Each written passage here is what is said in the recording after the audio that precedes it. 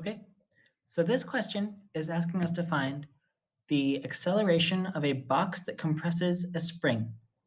So we have our wall, and we have a spring attached to the wall, and the spring gets compressed by a box.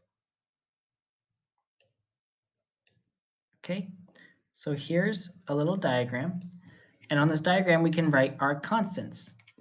So we have our K, the spring constant, is 85 newtons per meter.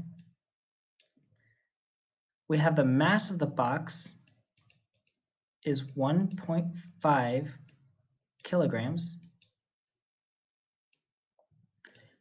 And this mass gets displaced